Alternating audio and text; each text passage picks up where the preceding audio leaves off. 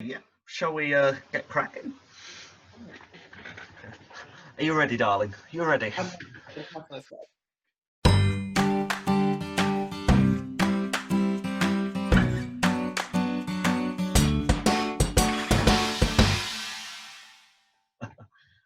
Right, so hi guys, welcome to another episode of Interval Conversations. I'm joined today by the wonderful James Redman. So I think he's this side. I never know on these recordings.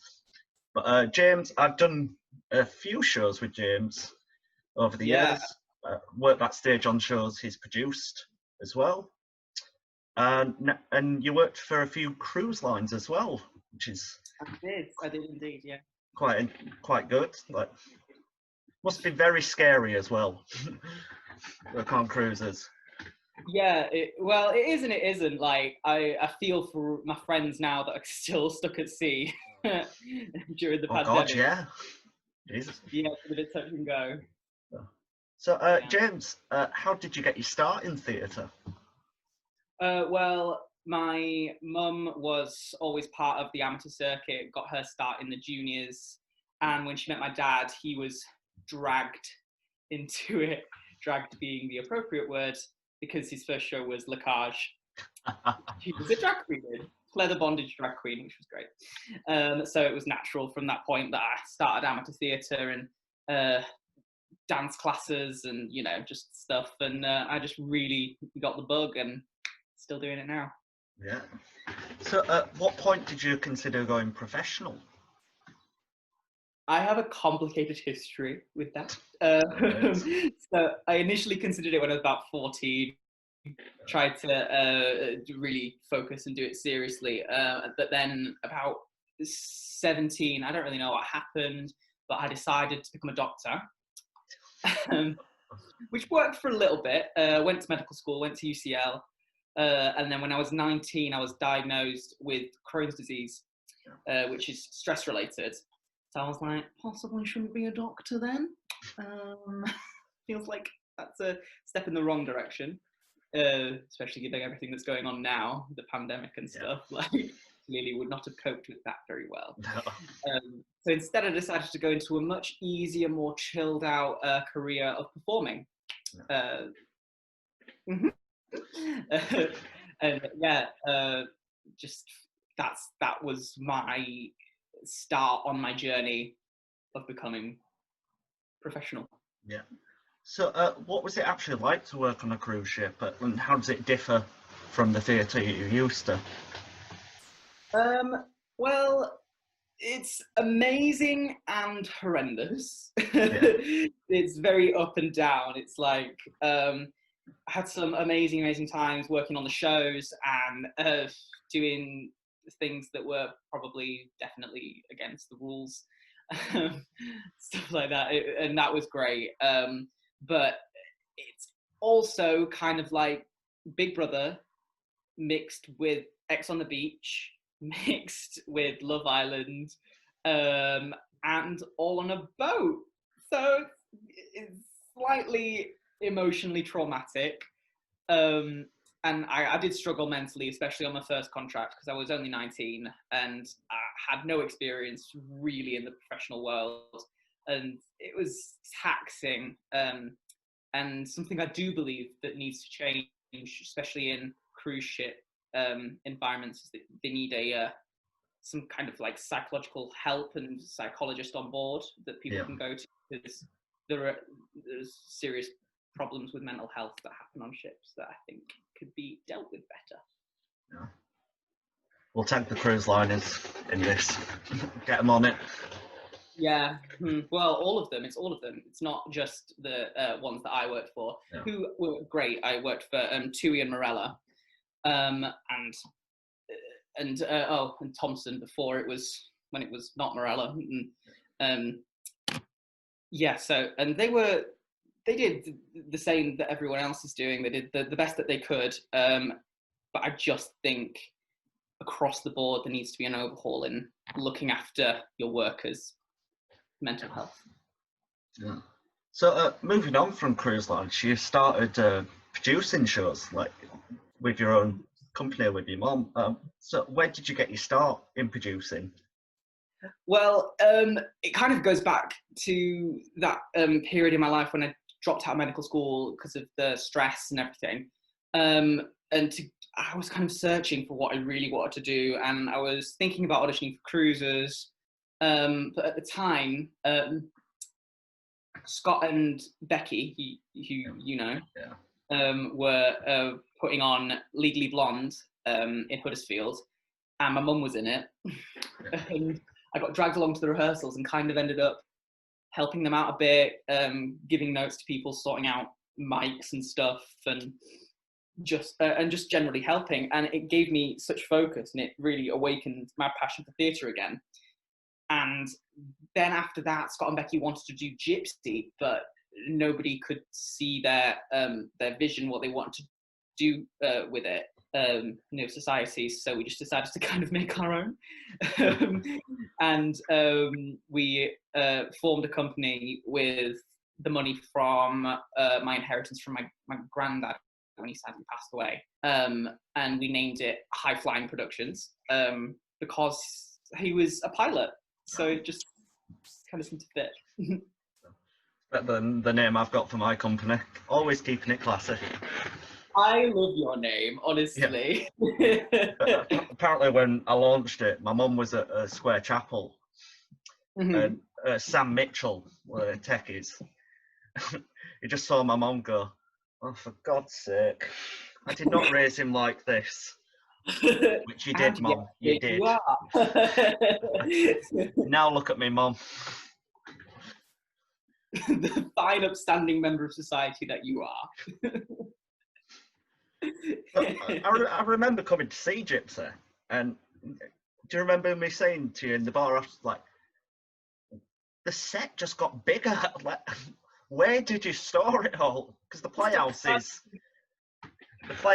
tiny backstage. So tiny, yeah. Well, we kind of took inspiration from several different set designs in smaller venues.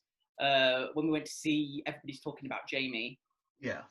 When you see that, the set is kind of similar to how we have the Gypsy set, like a doll's house almost, that folds out on itself and creates these different rooms. And yeah, and the use of that wall was really beneficial to us. Like, yeah. I don't know how we'd have got through without that concept. Like some of the cloths that were flying in as well, like the Baby June stuff, like the big sort of swooping one. I was like, yeah, we had that made as well because we couldn't get a silver festooned curtain, and that ended up actually. There's a funny story about that. So my sister, well, both me and my sister have moved down south now, but she did 42nd Street in November, I think. She did November. Anyway, she was Peggy in 42nd Street, and we went to watch that. We were like, it's a silver festoon curtain as the front cloth. Is that? I'm sure. We couldn't find. We couldn't find one. So we were like, there has to be only one in the country. And they'd bought our silver festoon cloth off us before my sister even moved down after we finished Gypsy. Can't get away from it. It was so weird. We were like, oh, there it is again. Just they're like, wait a minute. Funny, we were like, hang on, like there isn't more than one because we made that one. Like there is another one. So there you go. Yeah, moving on from Gypsy, then went on to produce Chicago, I believe it was. Which, yeah, absolutely was the highlight of High Flying. It was so good. Like, really, really enjoyed producing, working on it, assistant choreographing, doing everything. Like, I did a lot in that show. Because I remember you telling me like the set design and stuff. I was like, is there room for that on stage? You have measured it out, haven't you? Yeah, we were pretty crazy. We were like, yeah, there's going to be this and there's going to be that. And then Chris is going to come on and he's going to be breathing fire. And Jed was like, okay. Just getting the risk assessment ready. Yeah. He was like, can you justify a fire breather / eater? We were like, it's Razzle Dazzle, totally. The name is Razzle Dazzle, it's fine. But yeah. So yeah, then after that, it became a trilogy with Rent. Now, I know you had quite a few production problems with I Rent. mean, from the 64 cast changes, I don't think I'm exaggerating with that. I think there maybe was around that number. No, you asked me to be in it at one point. Yeah, literally, we were like everyone. I think in Halifax got a request to be in Rent. The tech team dropped out on the second night. That was real fun as well, getting a whole new tech team in to work all the gear. That's when I became a lighting designer. Yeah. It's stressful, isn't it? It's just everything, and like I just couldn't cope. But yeah, we drafted in a friend from the ship, Joe, who was our tech on board, and he came and did all the sound for us. And of course, on ships, there's we had 10 performers in a team, and he never worked with a band of more than 6 because it was kind of a pop band. But for Chicago, it was a 12-piece band and a 20-plus person cast, and he was like, "You want me to do what?" We were like, "You'll be fine." He was fine, so it all worked out. So, what have you learned from doing all those productions over the years? What haven't I learned? Like, so many things. It's been so beneficial. People skills, working and adapting to different people's learning techniques and different people's how different people respond to criticism and things. And just, I think I've done most jobs in a theatre now. I've ended up being like obviously director, producer, choreographer, set designer, set builder, lighting designer, like I said. Write the theme tune, sing the theme tune. Star in it, yeah. I just don't. I know that the sorry, got confused. How well I did those jobs is up for debate, but I have the experience of doing them, and I now understand everything that goes on in the theatre, what everything's called, what a fly is, and it's helpful. So, do you have any I imagine do you like backstage production horror stories? Well, Rent was a horror story in itself, but I did enjoy it ish in the end. Because we had some great people working on it with us, but yeah, like I said, the dropping out of the tech team, and at one point I think the show was cancelled twice actually. The show got cancelled initially, and we were going to do Avenue Q instead. I know. I know. We just kind of decided that there'd be too many script changes to bring it up to date, and we were going to let other people sort that out before we did it. Yeah. But yeah, so then we were like, okay, fine, let's do it. Got some amazing people on board. Leon, who you've interviewed, I believe, and Sam, who's ex-pro. She was great as Maureen. Obviously everyone was amazing. The cast we ended up with, we were really pleased with. But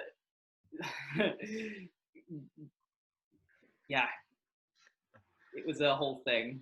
Because I remember I was in charge of the theatre as duty manager for the first few days, and about every 10 minutes during the get-in, I just heard James go, "Nathan, can I do this?"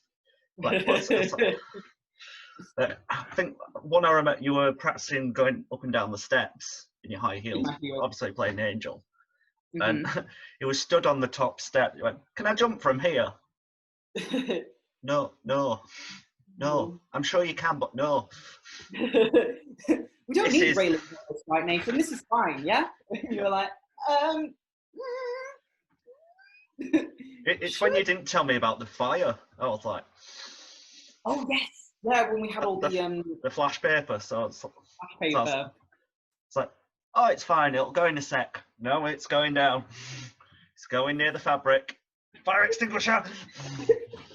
It's all fireproof. We sprayed everything. It's great. You didn't spray the band. They were fine. Only one of them died. It's fine. Smoke inhalation. It's okay. So, what do you find to be the most rewarding part of your work? Well, I really do enjoy giving back, which is so cheesy and such a textbook thing to say. Yeah, I really enjoy giving, Nathan. Yeah. Mm-hmm. You're at the top. What? Whoa. But yeah, I love teaching. I do workshops in like acting through song and musical theatre, dance, and contemporary dance and tap and things, and I love doing that. I do that for a few schools. But like, if you want the cheesy performer answer, I'd say that I love seeing theatre lovers like myself, like I am, when they come and see a show and they're so transported and they're taken away from the theatre or a playhouse or a black box in the edge of a university campus, and they're in the show and they believe it and they believe everything. That's great to see someone so enthralled in something. So, just to end up, do you have any advice for any future producers out there or people interested going working on cruises once it's safe? Yeah, don't produce Rent. It's cursed. Jonathan Larson's ghost, I'm convinced, haunts every production. Because sorry, I'm going on about Rent. This Go for thing. But even the live Fox Live production, Roger broke his leg at the dress rehearsal. Yeah. Like, this show is cursed. Don't touch it with Like when Hayos did it, Sarah Rothery, she got electrocuted. They had that big Christmas tree, so she's turning that, and she's just there like.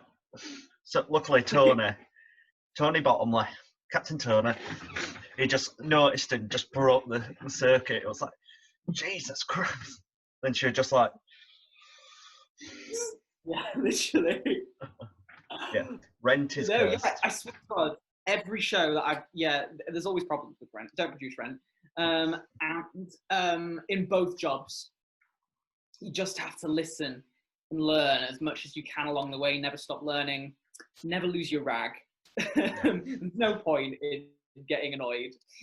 Always, it's playing, it's fun, and have the highest respect for the industry possible and the people in the industry, because you may not necessarily be enjoying every minute of it, but you're still doing what you love and you know what your passion is, and that's better than never finding that. And just be grateful every day that you're someone who knows what you love. Some good advice there. So thank you for joining me today, James. You can find him Facebook, Instagram, my website, www.jamesredman.co.uk. Link below. Yeah, anywhere. Yeah. Thank you for joining today. No problem. Glad to be here.